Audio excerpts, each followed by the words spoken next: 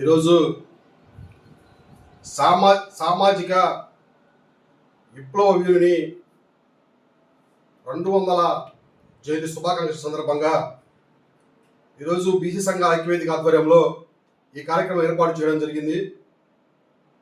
మహాత్మా జ్యోతిరావు పూలే అంటే తెలియనటువంటి వ్యక్తులు ఎవరు ఉండరు.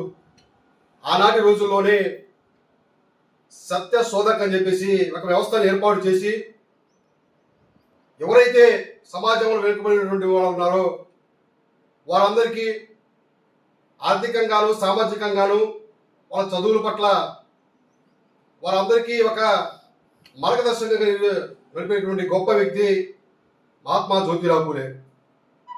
అటువంటి వ్యక్తి యొక్క ఆలోచన విధానంగా మనందరం ముందుకెళ్లాల్సిన అవసరం కూడా ఉంది. అదేవిధంగా వాళ్ళు రచనలు కూడా చేసి కూడా ఒక సమాజంలో మార్పు తెచ్చే విధంగా చేసినటువంటి గొప్ప వ్యక్తి.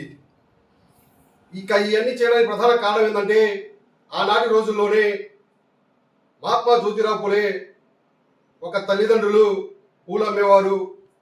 అదేవిధంగా ఆ పూలే ఆ పూలు అమ్ముతా ఉన్నారు కాబట్టి ఆ పూలే అనేది మరి వారసత్వంగా రావడం జరిగింది.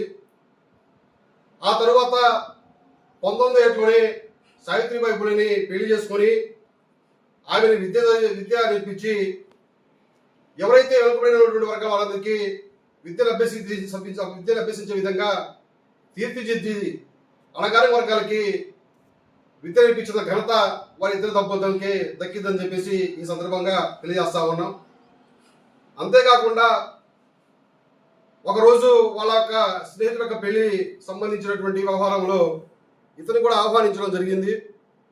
ఆ రోజు అక్కడ పడినటువంటి అవమానాన్ని ఆయన తట్టుకోలేక ఆయన ఒక సంఘ సంస్కర్తగా మారి సమాజంలో జరుగుతున్నటువంటి రుగ్మతలను తొలగించే విధంగా పలు రాష్ట్రాల్లో తిరిగి అందరికీ చదువుతో పాటు అన్ని వర్గాల వారు సామాజికంగా ఆర్థికంగా చైతన్యవంతులు కావాలని చెప్పేసి చెప్పినటువంటి ఘనత మహాత్మా జ్యోతిరావు పూలేది. అటువంటి గొప్ప వ్యక్తి ఒక కార్యక్రమం ఈరోజు బీసీ సంఘాల ఐక్యవేదిక ఆధ్వర్యంలో చేయడం అనేది చాలా గర్వకారణం.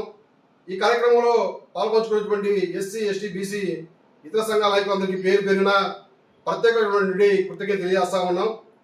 అదేవిధంగా ఈ బీసీ సంఘాల ఐక్యవేదికి సంబంధించినటువంటి రాష్ట్ర అధ్యక్షులు మధుర వెంకటగౌడ గారు ఈ కార్యక్రమం ఉద్దేశించి మాట్లాడతారు.